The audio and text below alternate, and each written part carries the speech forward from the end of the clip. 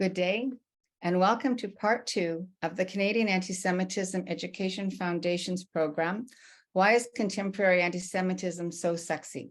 A unique psychological analysis with our guest, Dr. David Nussbaum. I'm Andrea Spindle, Executive Director of CAEF. I know that some of you tried to join the presentation on Zoom last Thursday and had difficulty, and I apologize if you did not find the link, and I will try to make instructions more clear when next we do a hybrid event. I hope you were able to watch the recording, and I appreciate that many of you have returned for part 2. Today, part 2, strategies for counter-messaging, undermining the 3 enabling envelopes. CAEF again thanks our many program co-sponsors, for which I will again state their names. I urge that you also support these organizations, some of which are research-focused, while others are grassroots Zionist advocacy organizations, and some are national or global in reach.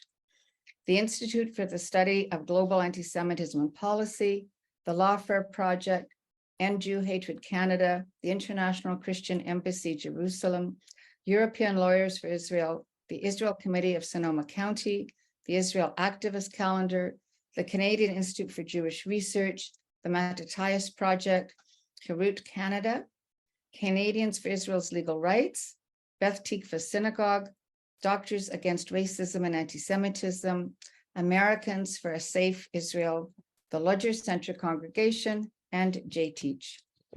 As I have often mentioned, CAEF is an organization dedicated to fighting anti-Zionism, exposing it as anti-Semitism, building interfaith relations, standing up for the rule of law and justice for Jews, and organizing the End Jew Hatred movement in Canada. All donations are tax deductible. If you're in Canada and wish to donate, please go to our website, www.caef.ca, and you'll find the donate button. If you're American, please send funds to our partner organization, the Lawfare Project, and indicate that funds are for End Jew Hatred Canada, a joint initiative. Both links are on our website. It's now my distinct pleasure to again introduce Dr. David Nussbaum, who is now back in Israel from where he will be presenting today. David Nussbaum earned his PhD in biological psychology from the University of Waterloo. He is a registered psychologist in the areas of clinical, forensic, and neuropsychology. Previously, he served as staff psychologist, then senior psychologist at the Metropolitan Toronto Forensic Service at the Clark Institute of Psychiatry. He then became a full-time research psychologist at the forensic program of what was called the Whitby Mental Health Center and now is Ontario Shores. Dr. Nussbaum taught psychology at York University for over 20 years, and then at the Scarborough campus of the University of Toronto in psychology and law, as well as in psychopharmacology for 8 years. He's an elected fellow of both the Canadian and American Psychological Associations and was awarded the International Achievement Award of the APA Division on Advancement of Psychopharmacology, and has chaired both the Criminal Justice System section and the section for the study of extremism and terrorism. David has taught as a visiting professor at other universities and served on the Ontario Review Board. He founded the Alan K. Hess Institute for Integrative and Forensic Behavioral Science in 2016 and served as its president and director of research until 2022. He has taught in many venues across the globe, and I won't list them all here. Today, he is a senior research scholar with the Institute for the Study of Global Antisemitism and Policy. He will now present part 2 of his presentation, beginning with a short summary of part 1. We've planned for a slightly extended time today so that you will have an opportunity to ask questions. Please put them in the Q&A on your screen. If you wish to use the chat, be comfortable to do so, but please be respectful. Be happy to know where you are listening from, so let us know where you are. The program is being recorded and we will share the recording with all of you. Welcome, David. Thank you very much, Andrea. It's a pleasure to be with everybody again, even though it was a long walk, let's put it like that. But anyway, what I am going to do, I'm going to share the screen, and I am just going to mention very briefly that what we talked about last week was basically that I look at people as information processors and that there is such a concept of truth. Science tries to establish truth by both logic and empirical evidence and put them together. And that if we look at anti-Semitism in a way that is most helpful, it's likely through the purview of anti-Semitism being a special case of extremism. And the nub of extremism is that everything in life is a very complex system. Extremist ideologies tend to focus on one small part of the overall system, which is why they can never solve a real world problem effectively or satisfactorily. And that is what gives rise to their ultimately becoming totalitarian to maintain power. And the other aspect is that people who seem to gravitate towards extremist ideologies tend to be much more comfortable with cognitive simplicity rather than cognitive complexity. So that is, in a nutshell, what was discussed last week. Tonight, I want to start with the three major interacting threats to Israel, the Jewish people, and the democratic Western world. So the three extremist ideologies that seem to have taken root in much of the world and threaten the Western world, as well as Jews and Israel, are the left-wing extremists, the Marxists, secondly, the Islamists or political Islam. And again, I want to make it clear that this, I'm not talking about anybody's right to practice the religion of Islam, but we are talking specifically about political Islam that seeks to impose Islam on the rest of the world. And there's another force that has come to the fore over the last decade or two, and that's globalism. And I've got it up here as a Marxist mutant, and I will explain that in due course. So starting with Marxism, I think people are familiar with Marx, but what I want to note is that Marx made a number of critical errors. And the first was that he tried to explain all of the problems of his day, which were real. He identified a real problem, but he was very disturbed by the inequality of outcome that saw some people, the capitalists or bourgeois, live lives of luxury, but the other problem was that the more pressing problem for Marx was that the other parts of society were very disadvantaged. So he felt that there was an oppressor and the oppressed, and he thought that that was the only thing that really mattered in terms of equality and equity, whereas he completely disregarded individual differences in ability, willingness to work hard, delay of gratification for a longer-term goal, persistence, and there are many other individual difference variables that differentiate between people who are successful and people who aren't successful. But if you focus only on this small part of the much larger problem, then you wind up with a dichotomous identity politics across different domains. And this provides the emotional fuel for discontent, outrage, violence, revolution, and an exacerbation of human misery.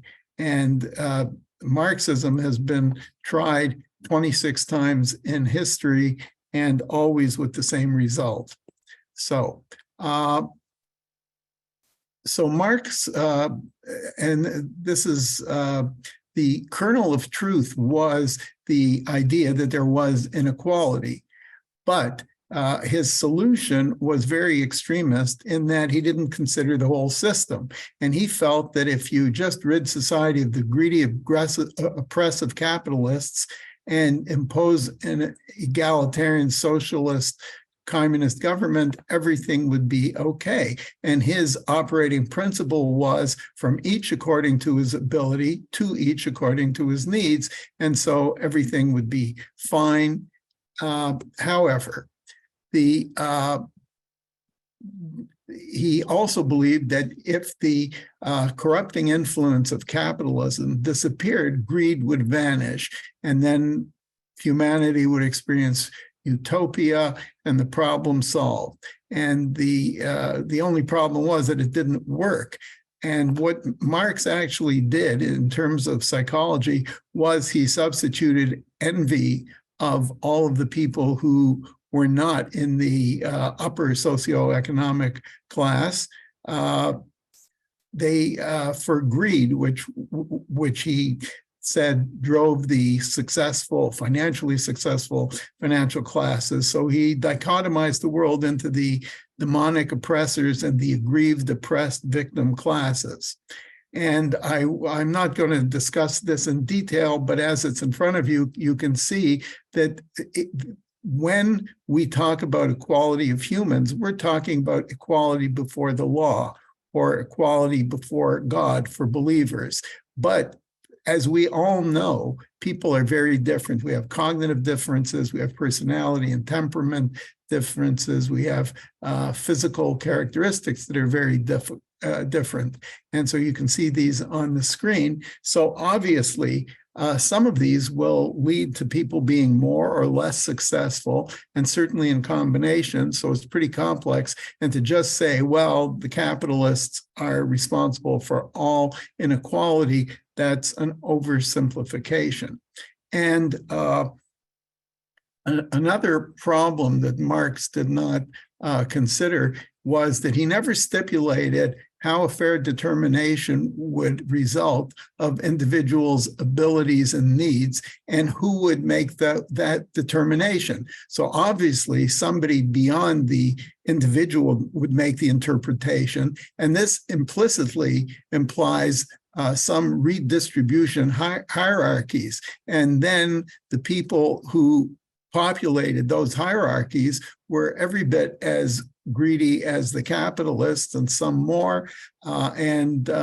This, of course, leads when some people are in charge of who gets what, they want to hold on to their status, their preferred advantage status, and that leads to totalitarianism. And in communism's first 70 years, that's from approximately the 1920 revolution to 1990s, communism had murdered over 70 million people in 26 countries that it operated in during peacetime. These are not wartime deaths. These are peacetime deaths through gulags, mass starvation, re-education camps, killing fields, mass execution. And if anybody is interested, you can probably find the Black Book of Communism online as a PDF, and it was published by a number of French academics in 1990. Now, of course, it has been criticized by people still loyal to communism, but they did a very careful study of this. And as the historian Chris Gassenschmidt, who has presented to CAEF, has stated, if you think Hitler was bad, study Stalin. If you think Stalin was bad, study Mao. If you think Mao was bad, study Pol Pot, who killed over 50% of his own population in Cambodia. Anyway, another critical error that Marx made was that he forgot that before you can redistribute wealth, you have to generate it. And there was nothing within communism that could generate the type of egalitarian utopia that Marx had promised. And he also failed to realize that in future, capitalism could travel very well together with democracy and produce far more equitable outcomes than could ever occur in communist regimes. And consequently, he never saw the abandonment of communism by the relatively prosperous working class in the West. And they were too busy, that should have been TOO, sorry for that, too busy enjoying their homes, cars, and vacations to get involved in Marxism. And that's when the American Marxists decided to turn to racial and atypical gender groups to serve as their oppressed groups to recruit and weaponize. Okay, there. As I noted before, the pattern is always the same, regardless of where it was tried.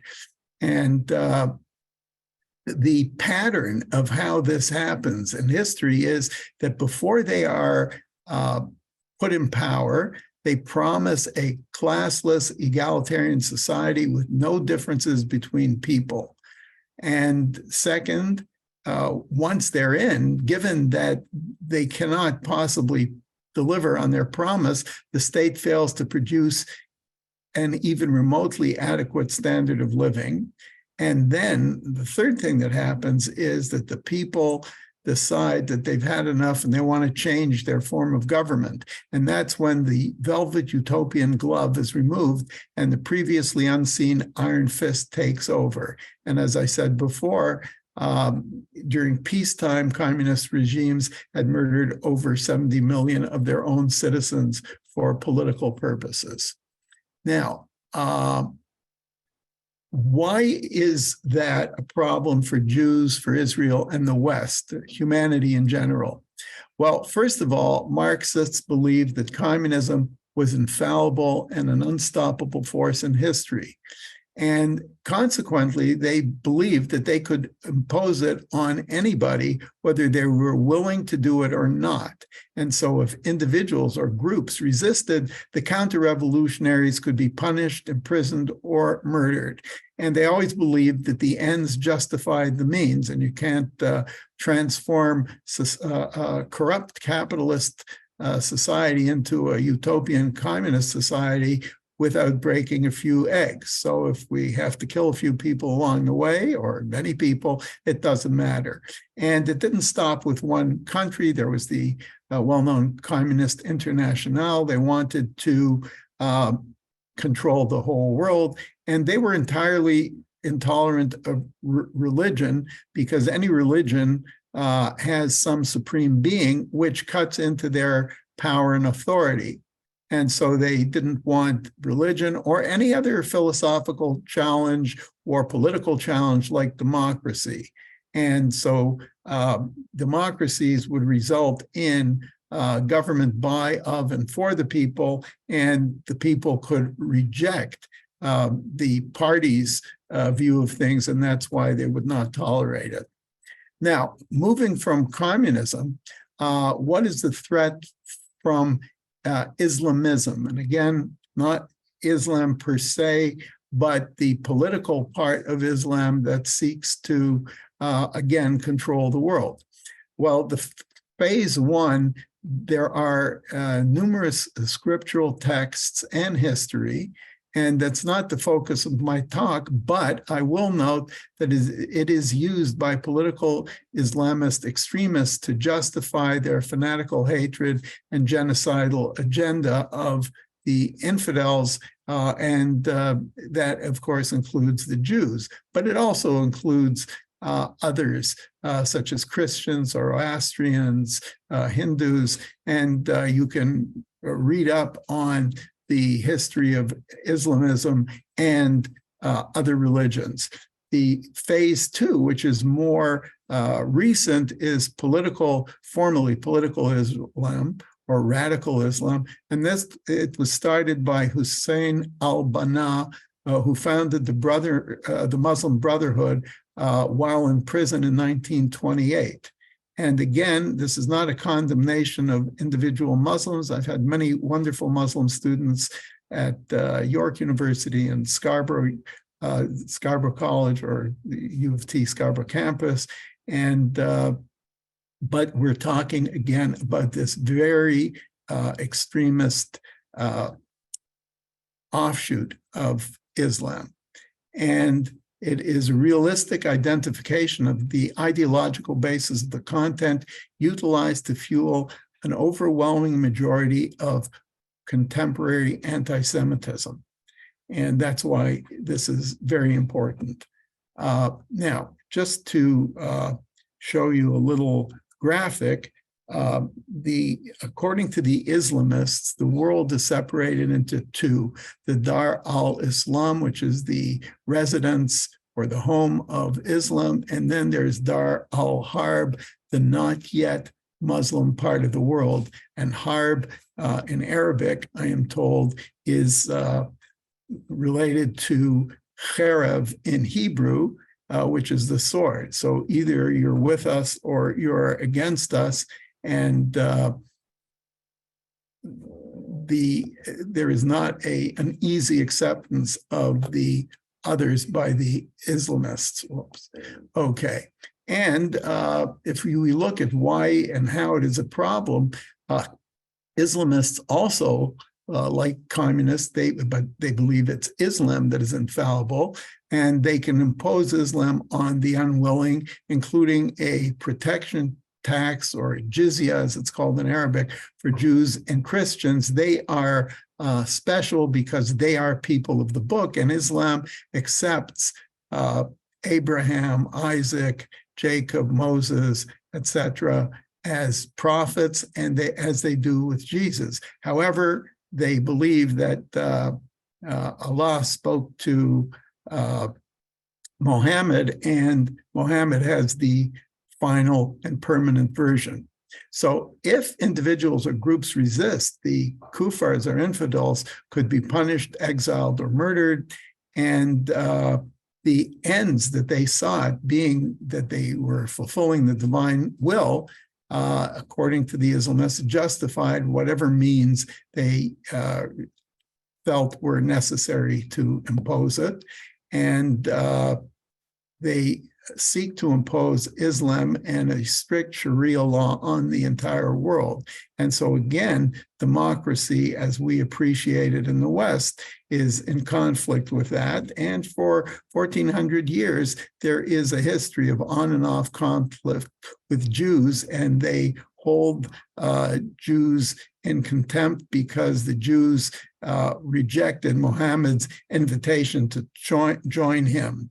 And they also have a little bit of tolerance for Christians, but with the same ultimate animosity, and Hindus and Zoroastrians, etc.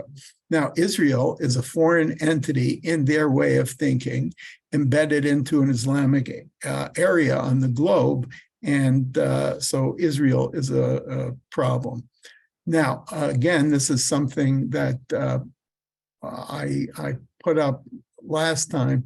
And what I'm talking about now is the globalists. And what are the globalists? Well, they're actually a very, from an intellectual, abstract perspective, they are an interesting group because the historic pathway in the West is that originally there were Marxists, and Marxism really came to North American academia through the so-called Frankfurt School of Critical Theorists, who looked at everything in the West through a critical Marxist lens. And they started the New School for Social Research at Columbia University in the late 30s, early 40s, and this led to progressivism, and progressivism led to postmodernism, where the whole notion of objective truth was questioned. And the globalists now are pushing wokeism, which goes beyond just the notion that there's no objective truth, but it's consensus. Rather, according to the woke, things that are completely absurd are compelled speech now. So men can become pregnant. Well, I mean, if you believe that, can't help you. Now, they have a economic philosophy, and in a sense, they want to subject the West to this biased Marxist lens and undo capitalism. This is the progression from the critical theorists on, reject the objective truth and embrace psychotic beliefs, as I said. And as I showed last week, you can miss the target by a little bit and you think you're doing pretty well, but the longer time goes on, the farther and farther you get away from reality. And that's been the progression in North America. So what are the, who are the globalists and what are they all about and what do they want to do? Well, the World Economic Forum leaders, I'm not talking about technocrats they hire, but the leaders are all multi-billionaires who made huge fortunes through what? Through capitalism. And they do a lot of virtue signaling to end equality, end discrimination, promote or even impose diversity. But this diversity is all of superficial qualities. And what they're actually aiming to do is to control all of the world's resources and wealth.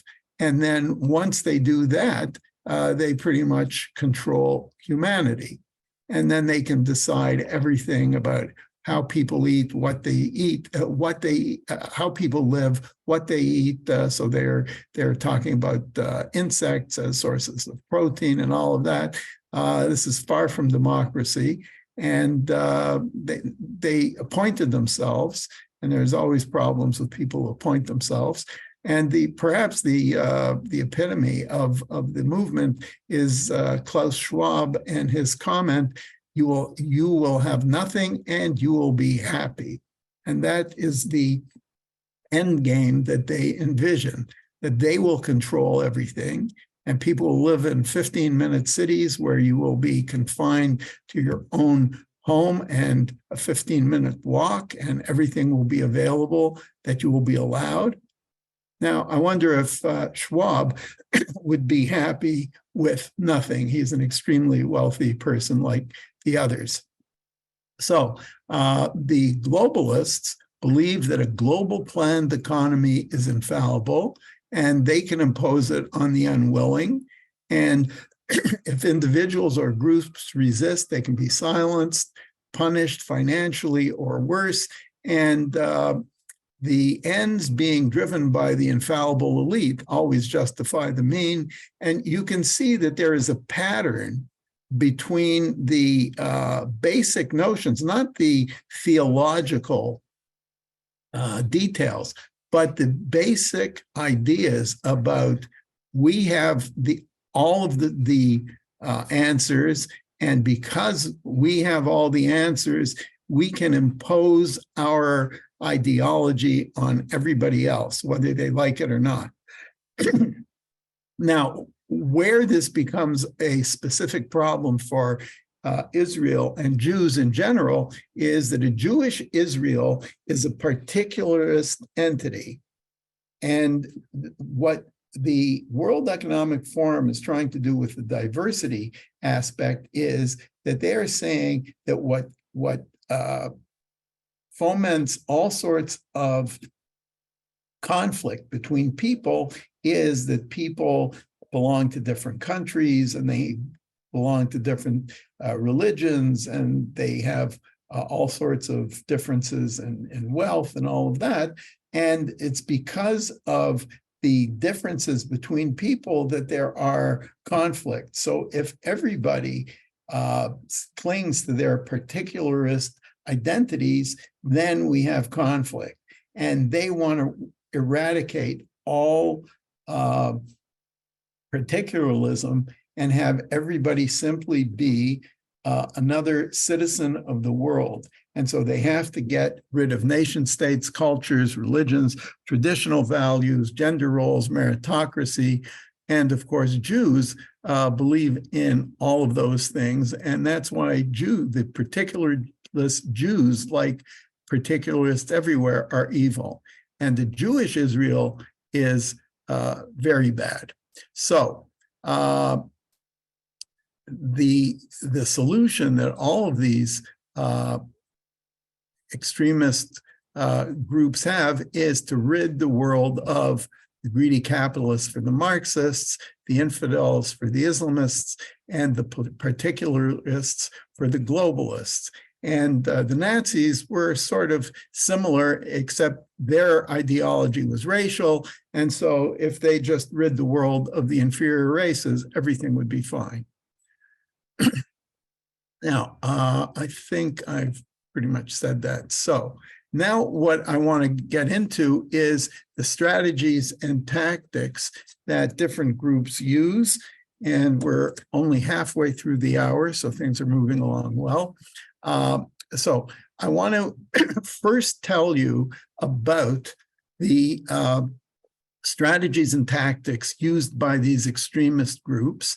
And once you see the goal, strategy, and tactics that they use, and they use very successfully. This is not something that they planned on the fly, but this is something that was very well worked out for decades and implemented, which is why we think that it's happening very quickly, but we don't realize that the plan was formulated and implemented even from Lenin's time. He had this grand idea in his head. But anyway, so what's the difference between strategy and tactics? Well, strategy is an action plan that you will take in the future to achieve a final end goal. And strategies help you first to define your long-term goals and then how to go about achieving them. Whereas tactics are the individual steps and actions that will get you there. So the strategy is the big long-term plan, and tactics is how do I do it? How do I get there? How do I implement the strategy? Now, Sun Tzu, who is a Chinese philosopher, wrote many, many years ago, even before I was born, that strategy without tactics is the slowest route to victory. But tactics without strategy is the noise before defeat. So if people don't have a long-term plan, then even if they know how to go from A to B or from B to C, but they don't know how to strategize the plan long-term. And we will come back to that later because I think that's very important when we're dealing with potential counter messaging. Now, so what is the long-term goal of the people who want to supplant, take over, and replace the West? Well, in the nuclear age, the notion of launching a kinetic nuclear war has been recognized as being impossible. Because the side that wins the nuclear war, it just means that they've got 2 minutes to live before the other side's missiles hit them and vaporize them. So in a sense, the mutually assured destruction of the 1960s has kept the superpowers from annihilating each other. So how can different powers who have global ambitions succeed? Well, the idea is to destroy the enemy from within. And destroying the enemy from within is the ultimate goal. And that is what they have been working at for a long time. So what are the major strategies that they use in their messaging? First of all, they redefine truth to align with their ideology. So anything that aligns with their ideology is true. And if it challenges it or it just does not run parallel to it, but diverts away from it, it's false. And last week, when we talked about conceptualizations of truth, you could understand why that is really, farcical. A second thing that they do strategically is that all messaging is being transformed from rational and factual, in other words, using verifiable facts and then arguing logically from the facts, to the emotional. So everything that you hear or see from the extremists, there's always anger, or they're generating fear, or they're generating disgust with the messaging. And we will see why they do it. And the third thing is to divide and conquer the target political group. So those are the three major strategies that they use, and they're very successful. Now, in terms of the ideology and goals, the first strategy was redefining truth to coincide with their values and goals. And there is a very interesting article that would take you about half an hour to read, and it's called Lenin Think, and it was written by Professor Gary Saul Morrison from, I think it was Northeastern University in Chicago.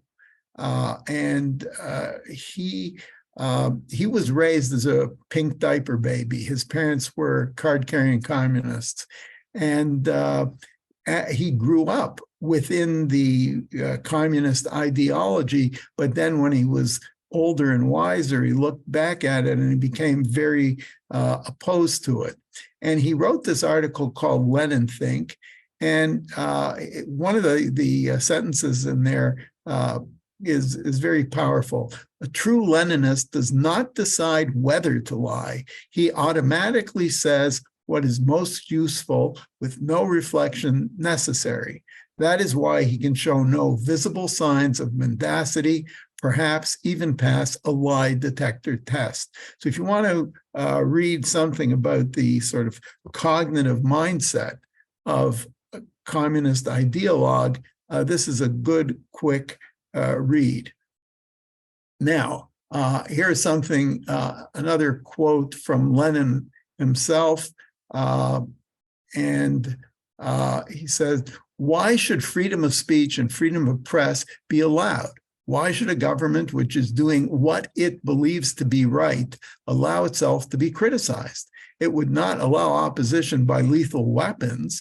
Ideas are much more fatal things than guns. Why should any man be allowed to buy a printing press and disseminate pernicious opinions calculated to embarrass the government?"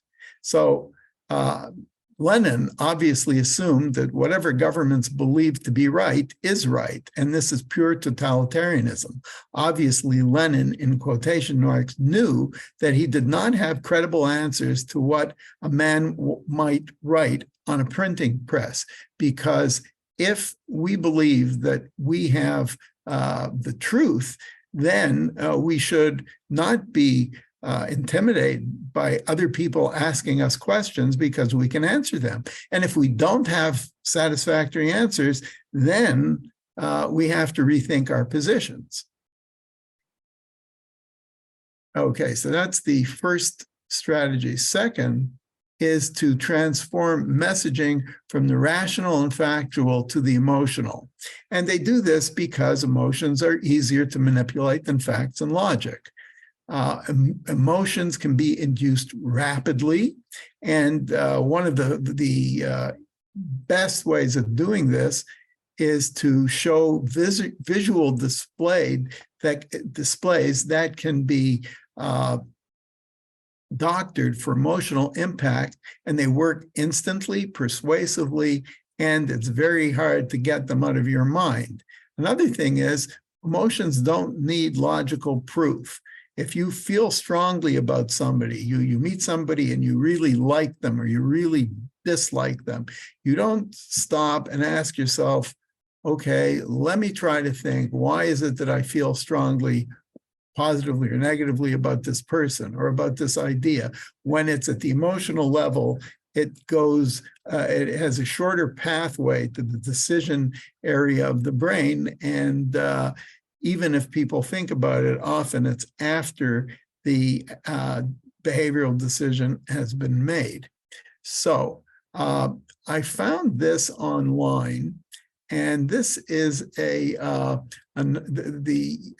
most iconic protest photos of all time, and that you have the reference up there, Talia Lakurt's Insider, and this is the URL if anybody is interested in it. But you can just Google Talia Lakurt's iconic protest photos, and it'll show up without the URL will pop up. So anyway, if you look at this, it doesn't take you long to sympathize immediately with the lone person standing up to the tanks, and unfortunately he was run over, and we all know that. So within a second of looking at it, you don't have to read an article. You look at the picture and you get the message.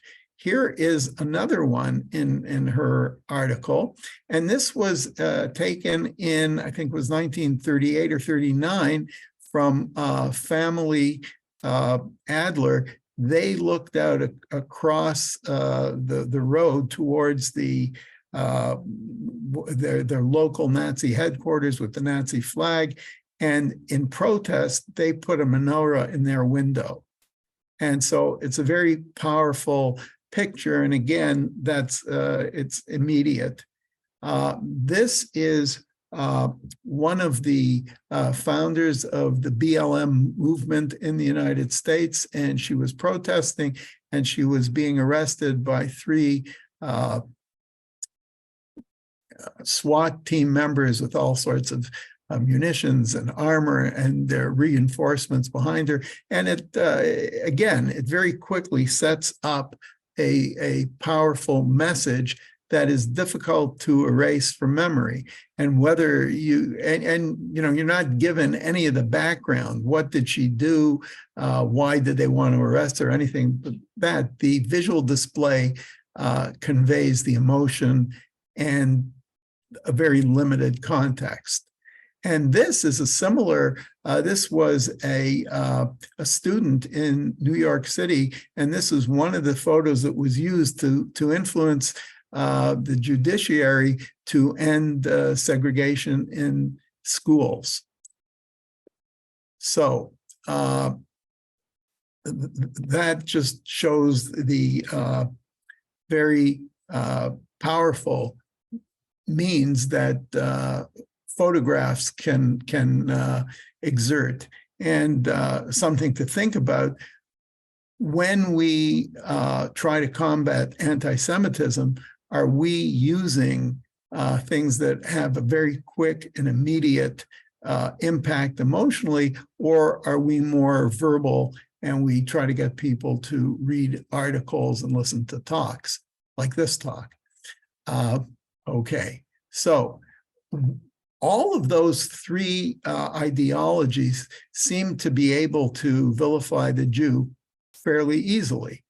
And I think that it's because that for the Marxists, it's very easy to point to very successful Jews, financially successful. And of course, when you point to them, people make the mistake of saying, oh, these people are part of this group, and the group they're all the same. So Jews are rich. Not some Jews are rich, which is true. Some Italians are rich. Some blacks are rich. I mean, the NFL players or NBA players or many music icons are black, and they are extremely wealthy. And fine, it's good for, I'm happy for them.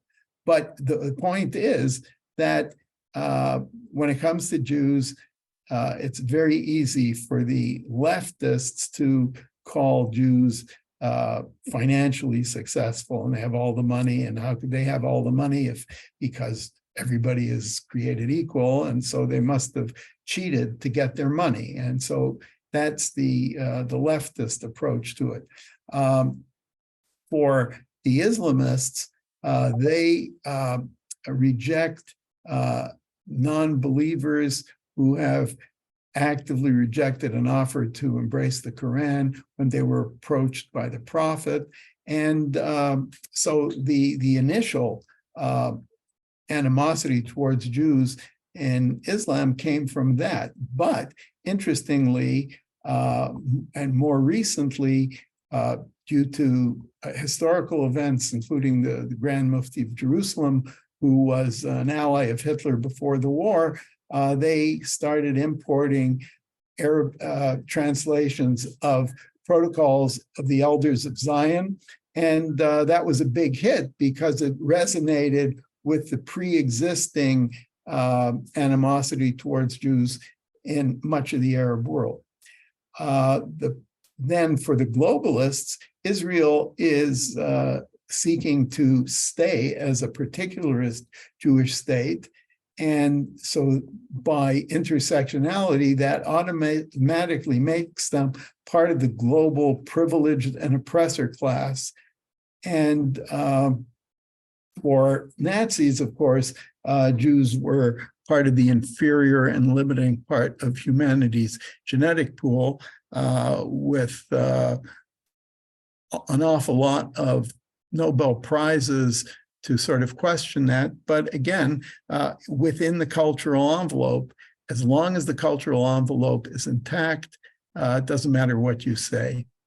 And so the third strategy is to divide and conquer, to make a group of people disagree and fight with one another so that they will not join together against one other group. And in Wikipedia, it says divide and rule policy, or divide and conquer in politics and sociology, is gaining and maintaining power by breaking up larger concentrations of power into pieces that individually have less power than the one implementing the strategy. And so it is a very good strategy for people who are less powerful than the enemy that they seek to overthrow. And here's a little cartoon where you see the Democrats and Republicans fighting, and the billionaires up on the balcony saying, just the way we like it. And there's the self-destructive messaging is originating from the integrated sources involving the left, the Islamists, and the globalist wokists. So, okay. Now, what is the major source of contemporary anti-Semitism? It is the Palestinian mythology, which has led to the BDS movement across Western universities and college campuses, and derivative anti-Zionist and anti-Semitic measures in many cities across North America, physical attacks on Jews provoked by linking Israel's alleged treatment of Palestinians with an alleged American treatment of Blacks. And so academia is perhaps the worst incubator for this. And there are Jew-free zones at prestigious American universities like the University of California in Berkeley and many others. So those are the three strategies. So what are the tactics? And I'm just looking for how much time we have left. Okay, so in terms of the tactics, and remember, these are the sort of smaller down-to-earth things that are embedded within the strategies to deliver the strategies. So the first thing is that all of these start out with some kernel of truth, a modest starting point. So if somebody were to say, you know, a lot of Jews are financially successful, yes, there's truth in that. And but where they want to go with it is to say that then all Jews are financially successful, and then that the way in which they achieve this success is by cheating others. So, but it has to, if there are no legs to the story, then it dies stillborn. So that's why there is always a kernel of truth. There is an injection of an alternative narrative. So there are grievances. The reason that I don't have what you have is because somehow you wronged me. Third, there's corruption of language. And if you've read George Orwell, you know that the language is used to conceal exactly what the speaker or the writer has in mind. So words are used in direct opposition to what their traditional meaning is. They always assume the moral and ethical high ground. They care about the people. They're fighting for the people. They're fighting for equality. In the end, if you look at the cities in the United States that have the Democrat mayors and states with Democrat governors, the people there are doing worse than in the Republican states by a country mile. Another tactic that is used is that the same messages are repeated over and over again. And this was Goebbels, who was Hitler's minister of propaganda. And this is basically a coerced consensus. People being information processors, if you only hear one type of information and again and again and again, that's all that you can deal with. And so it's very easy to mislead people by repeating the same lies. If anybody attempts to debate or contest the lies, there is political correctness, which is the initial silencing of opposition. But as the government becomes more totalitarian, it leads to the gulags. Then there's the 3 Ds identified by Natan Sharansky, holding Jews or Israel to a double standard, demonization. So it's not simply a criticism of a policy. Hey, the Israeli government did this, that, or the other with the shekel, and that's not going to help the economy. That would be fair criticism. But saying that they are intrinsically racist and they're running an apartheid state and all of that, which has no basis in reality, that's demonization. And the purpose of demonization is then to be able to delegitimize them. They have no right to exist. Another thing is projection, where they commit a sin, but they project the sin on somebody else. I won't go into examples because of the time. Gaslighting is where somebody tries to convince someone else that something exists when it is impossible to exist. And the best contemporary example, as I mentioned before, was men being able to give birth. Now, another very powerful thing that we see today is identity politics. And that was, it's about 25, 30 years old. And basically, it says that the way you are treated depends entirely on your political class, meaning are you white or are you not white? And are you male or are you female? Because the whites intrinsically oppress non-whites, males intrinsically oppress females, et cetera, et cetera.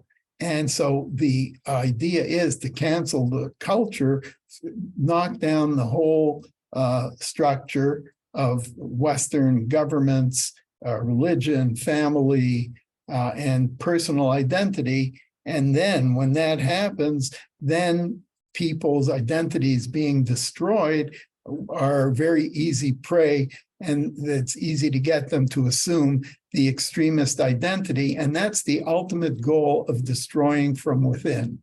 So that's how all of this connects. So if that's the case, that's what they do. What can we do?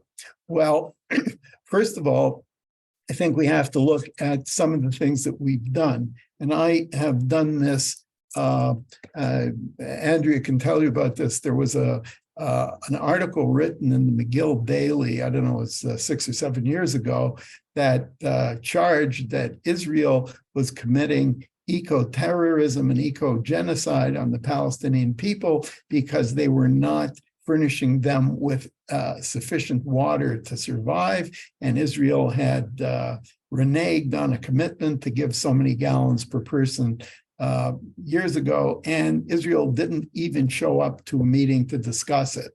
And so I undertook to try to debunk it, and debunking it was easy. It's just that it took 70 hours. And for example, the claim that Israel didn't show up to a meeting, what they neglected to say was that the Palestinians canceled the meeting because they didn't want to admit that Israel had actually supplied more water than what they had agreed to. So you're always playing catch up, and it's much easier to invent a lie than it is to do the research, go back to the original sources, read the article. I can invent, 3 lies in a minute that, as any of us could. And if anybody wants to debunk it, it's going to take us way too long. And they have more people and more resources than we do to make the lies. So it's not a good strategy. And they're extremely well financed. And I'm not saying that we shouldn't respond to the lies, but I'm just saying that if that's what we do in isolation, it's not going to work. So one of the things that we can do, and I'm going to suggest this and then one other thing, and then I'll stop talking. So one strategy is to publicize the strategies and tactics used by extremists of whatever stripe as described above. And then people, once they're educated in this, they can recognize the pattern of the extremists' playbook. And then they can realize that it's bunk and discount the message. And they can become more knowledgeable about the ideas, the ideology, the histories of the extremist movements, whether they're left or right or what have you. And if that happens, they can read what the extremists write and say to their own supporters about their goals, plans, and intended methods. So you have a way, as Perkiovo says, you should know what to respond to the heretic. So what is approach 2? So that's one thing, that we teach people to recognize the pattern behind the lies. And then when you see the pattern, then you can discount it. But that will not get rid of it. So another possible approach is to actually attack and undermine the false extremist cultural carrier envelope before we try to touch anti-Semitism, because as long as it's protected by this cultural shell, it's not going to move the people who are the fanatics and the extremists. But once the envelope is undermined, the anti-Semitic core can also be expunged. And I think another thing that I won't address tonight is that people like some system, some value system, some positive ideology to live by, or belief system. And I think that we should provide a viable alternative. So what do we have to do with our counter messaging? Well, first of all, we have to not be shy about identifying the intrinsic weaknesses, misanthropic historical pasts, and obviously dystopic futures associated with the triumvirate of logically discordant but functionally allied anti-human ideologies identified before that are currently threatening humanity. Secondly, we have to use, unlike the extremist, reality, truth, and logic, but we have to use it to drive a wedge between those in power and the lemmings supporting them out of ignorance of their ultimate motivation and desired goals. And I will talk about examples in a minute. And the third is to design strategic messaging and advance specific marketing techniques to different segments of the targeted audience or society, including different levels of the hierarchy, so including intellectual, cultural, religious, educational, gender, and socioeconomic information processing differences. So a message that will work for the president of General Motors will probably not work for the person who mops up the factory floor and vice versa, but they're both important. So what are some of the specific foundations? First of all, these examples of tactics to focus on foundational principles and axioms of the ideological system, utilize survivors of the ideologies who can speak to the everyday realities of Marxism, communism, wokeism, or extremist Islamic regimes. And CAEF a few months ago had a really effective webinar by Hussein Abu Bakr Mansour, and it was really great. And he lived the life, and that's why there was no problem with credibility. If I would have presented the same information as he did, they would have said, well, yeah, well, you're Jewish, and how do you know? You read it somewhere, it's probably written by some right-wing bigot and all of that. Another thing is that we have to align with experts in various domains who can shed factual light on the strength and weaknesses of the systems addressed. Now, in terms of the second strategy, using reality, truth, and logic to drive a wedge between those in power and their followers, we have to be able to nimbly use valid current events opportunistically as they arrive to show the complete disinterest and contempt that the elitist leaders of the three ideologies feel towards the masses of their supporters and followers. So I don't know if many of you saw it, but a few weeks ago, Mr. Abbas of the Palestinian Authority was visiting Mr. Xi in China, and he said that the Chinese treatment of the Uyghurs was appropriate. He had no problem with it. Now, this would sort of be akin to somebody in Jewish leadership, say some rabbinical figure visiting Nazi Germany in, let's say, the late 30s, coming back and saying, well, yeah, you know what Hitler is doing to the Jews, throwing them out of universities, confiscating their businesses. Yeah, that's pretty reasonable. If any Jewish leader said that, they would be pilloried. Mr. Abbas says this, nobody brings it to anybody's attention. And if you are a Muslim, and here your fellow Muslims are being treated miserably in China, and you say, yes, it's okay, isn't that something that should be exposed? And shouldn't that drive a wedge between Mr. Abbas and many of his followers? And third thing about counter messaging is that we have to be very specific about who in the general audience do we want to get to, because just like YouTube has, these 1-minute shorts, 20-minute talks, and they have some 1 or 2 hour lectures, Jordan Peterson, people like that, the messaging must be available across a range. That should have been a range of interest and attentional levels. And I think that if we use these tactics with these strategies, and this is just the beginning, this is not where this ends, because we have to get more sophisticated and we have to use advanced marketing techniques as well to be strategic in our messaging. But I think that the positive is that in the United States today, for example, about 50% of the people get it. and 50% of the people don't. So it's not like you're a lone Jew in Nazi Germany, but half of the country is with you. It's just that the people who are trying to destroy from within, they have usurped various positions of power and decision-making.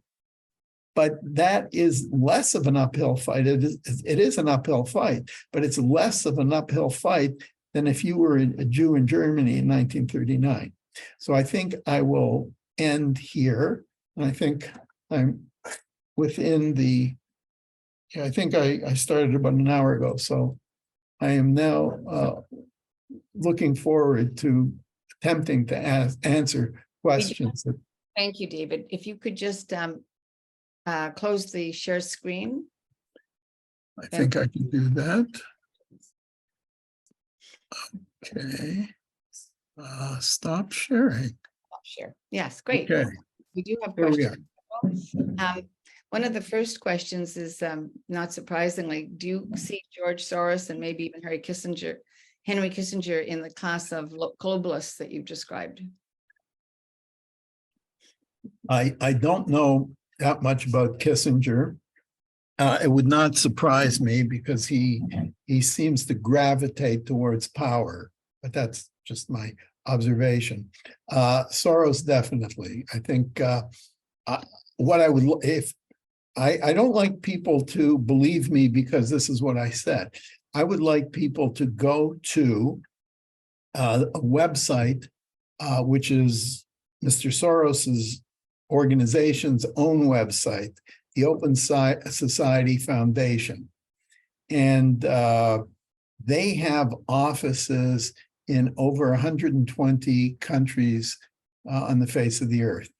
And they try to do the same thing all over. They don't want to see particularist governments anywhere. And that's why they're very opposed to people like Prime Minister Meloni in Italy, Orban in Hungary, anybody who is not a universalist, people who don't want to see a homogenization of certainly the Western countries. I mean, there's a little bit of hypocrisy there because you notice that in China, they haven't bought onto that. So people can't just say, hey, I want to move to communist China. And Mr. Xi will say, well, we never signed the United Nations Immigration Pact. So you can't come here. But we support it in the United States and Canada and Israel. You know, all of you guys, you should support that, but not us. And Mr. Soros is very big into that. So yes, I think, and I don't think he makes any attempt to hide it. No. This is sort of related to what you spoke about in that extremists use emotion. I have understood that one of the reasons that we're so weak fighting it is that we try to use logic as opposed to emotion. And you didn't at any time suggest that we try to play on people's emotions. But isn't it true that all of these extremist ideologies teach hatred? Essentially, they fill your heart with hatred against somebody, some other people, not yourself or your own group. So how is it that hatred is so appealing and energizing? And why would we not try to create some other emotions in people? Well, the reason that the extremists use hatred is because it's very easy to induce and it's very powerful. And it is, I think I addressed that last week when I talked about anger, because hatred, let me put it to you like this. You could have a hatred that is simply intellectual, that where somebody says, I've read about this tribe of people that lived in wherever 500 years ago, and they were really terrible people. They engaged in child sacrifice. They engaged in mutilating enemies that they captured in war, et cetera, et cetera. And you can say, that is so wrong. What they did is so wrong. Now, you don't hate them personally because they're not alive anymore. But there is sort of a cool hatred, more of a cognitive evaluation that this is so wrong. Now, if you met one of them tomorrow, and they said, hey, you know what? I am a great, great, great, great grandson of the last surviving, whatever this group would be, and I believe in everything that they do. Well, all of a sudden, your sort of cool intellectual hatred would transform into an emotional rage and disgust and all of that, and you would feel a hot hatred. So there are ways of injecting hatred into people. One of the best ways is convincing people that they've been aggrieved. And you give them a list of grievances. These people did this to us. These people did that, the other. And they want to continue this maltreatment of you and your family and your children. And if they take control, your grandchildren will have miserable lives and they'll probably be starved to death and they won't get an education. Well, if you actually believe that, then it's pretty easy to see that you're going to come to hate that group. And so negative emotions are for the most part, very easy to induce. All you have to do is slander the person or the group often enough, and people will hate. And I think that that's one of the reasons why Judaism is so adamant about lashon hara, or slander and negative speech about other people, even if it's not at the level of, well, they did this and I want to, commit genocide on them because they're such terrible people. But that's exactly the pattern. Right, but I can't argue it. I just get the feeling that we're spending a lot of time on the rational and the logical and putting out truth and being ignored. Because people aren't interested. If they're already so emotionally angry and full of hatred, it's very hard to permeate that or penetrate through that. I agree. And I think that tonight I did talk about the use of emotion and how we should do more things like pictures that I showed you. And I think there's lots of that, but we're not doing it. So I agree with your observation that there are these 5 different types of information processing: cognitive, emotional, motivational, perceptual. That's another one, and then motor. So the motor is like after a decision has been made, people either pick up and go to the store or they don't. But the other 4 are what people take into account before they make a behavioral decision that is manifested often in a behavior. So there is no reason not to use any or all of them. And I think this is one of the problems that are even when we write, we tend, we have this sort of educational tradition and academic and scholarly and all of that, and if you have that, you're sort of conditioned to weed emotions out of your thinking and your writing and your speaking and just go with the facts. What's reality? But if you want to persuade somebody of something, then if you are talking to if you're an accountant and you have a client and you want him to follow some business plan to maximize its profits, he's probably willing to listen to that on an intellectual basis. And he's not going to say, yeah, but you've got a stain on your shirt, so I don't want to listen to you. If it makes sense, he can have the stain on his shirt. It's okay. You'll overlook it because he is making sense. And so you will listen to it at a rational level. But we all have very powerful emotional systems, and some people have greater control of them. Some people have lesser control. But even people who control their emotions, the systems in the brain are still there. They're still operating, and they should be utilized in messaging. So yes, I agree wholeheartedly. Two questions. I'll give you both of them. You've been very active in the APA and the CPA, the psychological associations. I'm assuming that extremism is viewed by professional psychologists as some kind of abnormality, is it not? Well, I have collaborated with an Iranian colleague, and we've published 2 studies over the last 3 years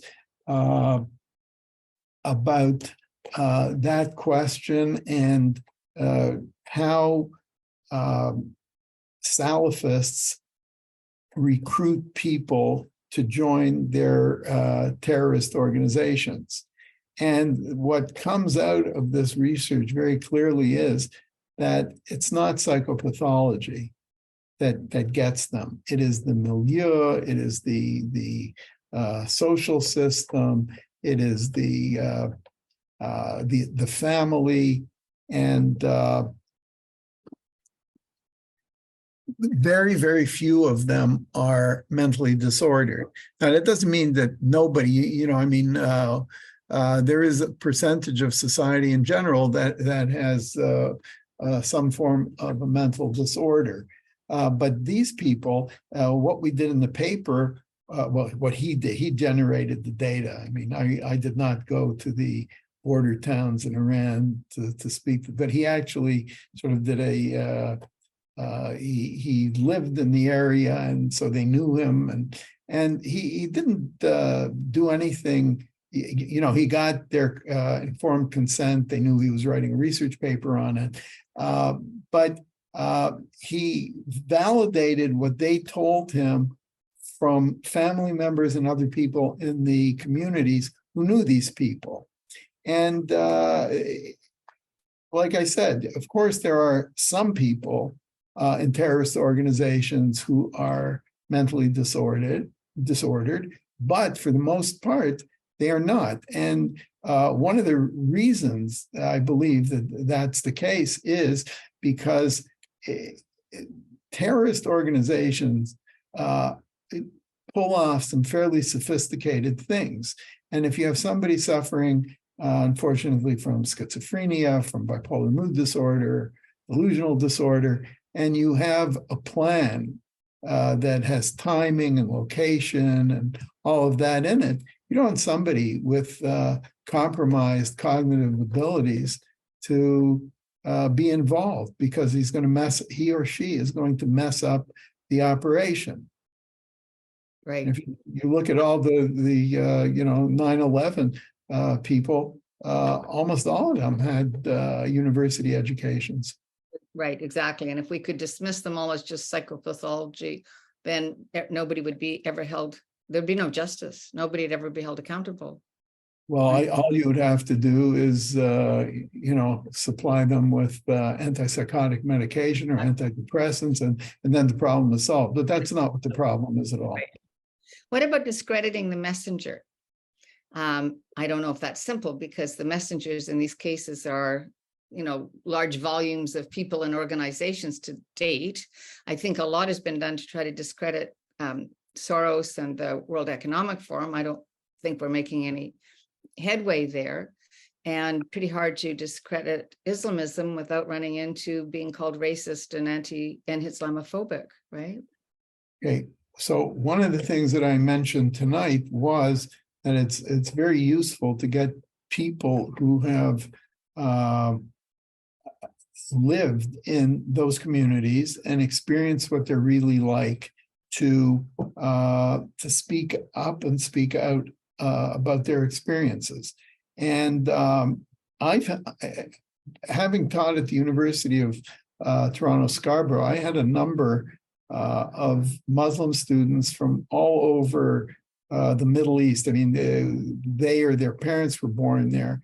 And I'm not going to go into specifics, But the general consensus from all of them was that there was something wrong with the Canadian government allowing unscreened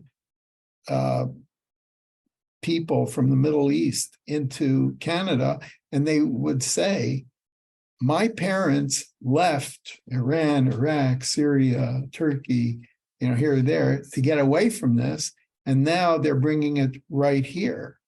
So, and I think that it's very important. There in Israel, there are a lot of Muslims living here who don't. I mean, if they wanted to move somewhere else as Israelis, they could, but they like it here, and they're loyal to the country and all of that.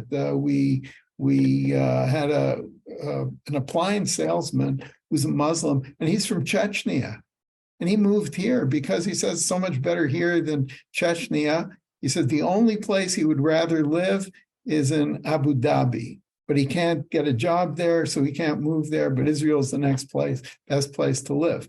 And I think that we have to be much more aggressive. I don't think we can be we should be inhibited. People will call us Islamophobic. Well, I'm not. I think that Muslims should have the same rights as anybody else to pray 5 times a day, eat halal, fast during daylight hours of Ramadan. That's fine. If I expect religious freedom as a Jew, I expect that the system would extend the same religious freedom to a Muslim, a Christian, Zoroastrian, a Buddhist, down the line. And that's why we're not really particularists. But where I draw the line is the Islamists who say, well, we can do all those things, but you are a dhimmi if you live in our countries. So you're second rate. Of course, if we live in your countries, then we still try to be dominant or move to positions of dominance politically and all of that. So I think that there is a huge double standard, and it's the Islamists. It's not the many decent Muslim people who just want to live a life that's better for their children, and they see a positive future. And I mean, it doesn't take a lot of research to figure out that Israeli Arabs have it a hell of a lot better than Arabs in Muslim countries. And the nonsense that's going on here now about should Israel be a secular country? Should it be a Jewish country? Nobody has any problem with, I think it's 56 states of the United Nations whose names start with the Islamic Republic of. That's okay, but a Jewish state? No, it has to be universalist. What's wrong with a Jewish state? I think people should also listen to a recent recording that went out on Twitter from Imam Mohammed Tawhidi. Some of you may know, the vice president of the Global Imams Council, and I've had webinars with him. And he recently did you probably heard a fabulous message saying, the problem with the West is they took in the garbage that the Muslim countries themselves didn't want. And you're sort of repeating that a little bit, David, in a politer way. But if the Muslim Brotherhood are banned in Egypt and in the UAE and in Bahrain and in Saudi Arabia, then what the heck are we doing importing them? Which is really what you're saying, right? Well, I think I have a very good Egyptian friend and colleague. He happens, he sent me that this afternoon, and if I would have had more time, both this afternoon and for the webinar, it's about 3 minutes. I'm going to send it to everybody in my bulletin. Good, because that's what everybody has to hear. And it doesn't make us racist. And we have to know who we are. That's what they all try to do. They try to chip away at your identity. And this has been I would say, a Jewish problem for millennia. When the 12 spies went to reconnoiter the land of Canaan, 10 of them came back and they said that we were like grasshoppers in our own eyes, and so we were to them. And if we internalize the negative identity that others put on us, then we're not the type of people who can come in and conquer a land or maintain it. And I don't have to tell you or most of the people on this seminar about Israel's legal rights under the League of Nations, United Nations, international law, and all of that. But there was no identifiable Palestinian people until they were invented in 1964 by the Soviets. And if you want to read about that, there's a firsthand account by Pachepa, Mahai Ayan Pachepa, wrote a great book called Disinformation. And it's very hard to get a hold of. But there is a video where his co-author, Richlack, goes through the whole thing. And he gave this talk at the Spy Museum. Sounds a little hokey, but his talk was really good. And he just exposes the Soviet science of disinformation, how if they want something to show up, this is when the New York Times had some integrity, but if they want something in the Times, they won't feed it to the Times, because the editor would probably say, no, this is nonsense and I'm not publishing it. So what they do is they go to the Oshkosh Farmers Biweekly, and then what they do is they will tell the reporter there, we're giving you an exclusive, and this is a really big story. And so Oshkosh Farmers Biweekly, they'll print it, and then they'll take it from there and they'll go to the Wichita, Kansas Farmers Times and publish it there, and then they'll move to the St. Louis Dispatch, and then they'll give it to somebody at the New York Times, and they'll say, and if you don't believe it, you can just research it, and they'll find it in the St. Louis Dispatch and the Wichita paper and the Oshkosh paper, and they say, oh, well, it's been published, the story's been told 3-4 times before, we'll just embellish it. This is one of the many techniques that the Soviets used to spread disinformation. And another thing he said was very interesting. People think that the KGB's main resources were engaged in spying in the West. And he said they weren't. The overwhelming majority of resources and people were involved in spreading disinformation in the West. So this has been going on for a long time. And this is what we have to wake people up to. We have quite a few questions, and what I'm going to do, David, is send them to you, because David, our IT person, will capture them and we'll send them afterwards. But maybe you could respond to one sort of last question. It applies really to both the Jewish community and the Islamic community. You mentioned that President Abbas did not speak about the Uyghurs and challenge the Chinese. But the truth is, no Muslim country has. They've all ignored the plight of the Uyghurs, either accepted it, dismissed it, supported, or don't give a damn, right? At the same, which you would look like, there really isn't a unified, what do they call it? The Ummah for Muslims. Maybe they've determined all the Uyghurs are not political enough to be supported by the vast majority. I don't know, but it is interesting that they could be ignored. At the same time, but I don't know if it's similar at all, we're seeing an increasing number of Jewish organizations taking views that stand with the leftists and dismiss Israel's position in the world, even its particularism. what is happening that people are now actually working against their own community interests, ethnic or religious identity? Okay, and that is, I think, a very, very important topic, because just as I said, if you get people from within the Muslim community who have lived it and they talk about it, if a Jew says something negative about Israel, it carries far more weight. And I think that one of the things that we have to start focusing on, and I know a lot of people who are opposed to anti-Semitism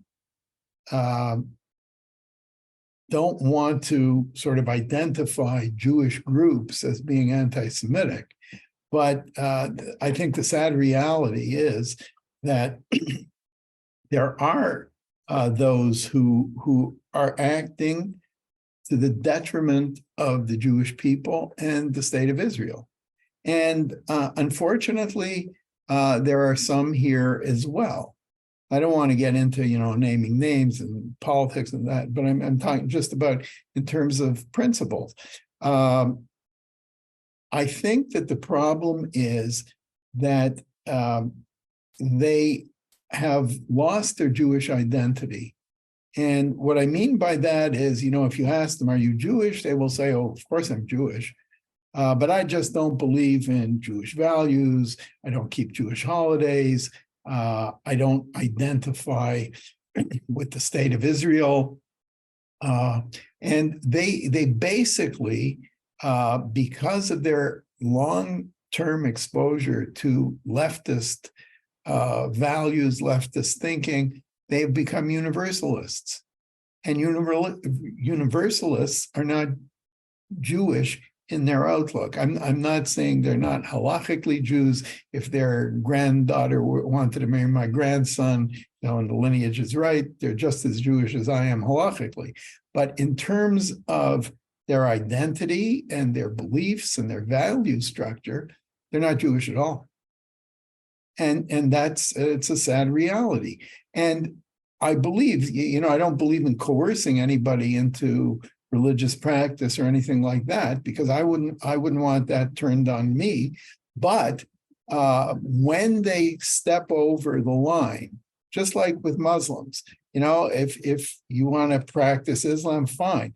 But when you step over the line and you start engaging in speech and policies and practices that represent a threat to our safety, then I think that's where I draw the line.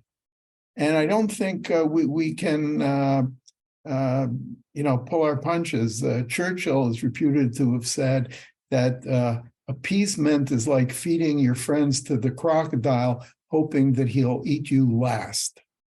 It's you're just kicking the problem down the road. And I think it's a mistake. Oh, by the way, the name that I cited, I saw in the chat, in one chat that popped up on my screen, was that the name was Pacepa, Pacepa, and Rychlak, Rychlak, and the title of the book is Disinformation. And you may be able to get it used on Amazon. It went out of print, like a lot of good conservative books go out of print. Thank you. So this has been exceptional, David, and I thank all the people who are still with us. This has been recorded, and I'll just repeat, this will be sent out. For those of you who have asked in the chat or the Q&A about the first part, it has been posted. If you look on the CAEF YouTube channel or just go to our website under previous programs, you'll see the recording, and this will also be sent out, and David's wonderful slides are included. So David, thank you so much. Obviously, we could go on for a long time, and I so appreciate all the effort you've put into bringing all of this to us. Thank you so much. And you're very welcome, but you don't really have to thank me, because we're really all in this together. We are, and I appreciate that. And it was great to see you while you were here. Please take care. My love to you and It was good to see you while you were here. Yes, I will give your best to Tzipora. Thank you. And everyone stay well. We will send you more information about our future webinars. Take care. Bye for now. Okay, thank you very much.